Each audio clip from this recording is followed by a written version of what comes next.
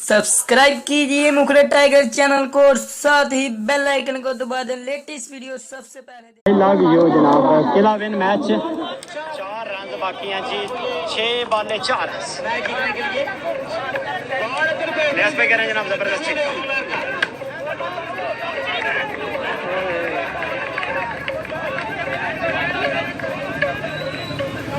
तीन फतेहपुर की साजमीन पर जनाब फाइनल मैच विन कर लिया है।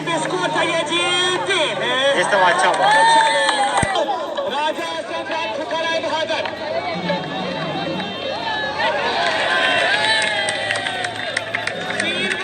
राजा आसिम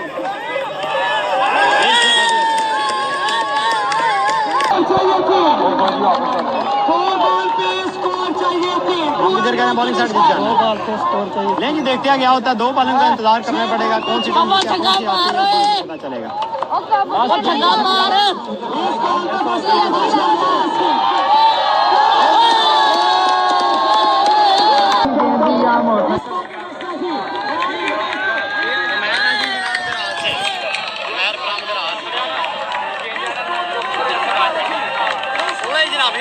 लास्ट बॉल 1 बॉल पे 3 रन।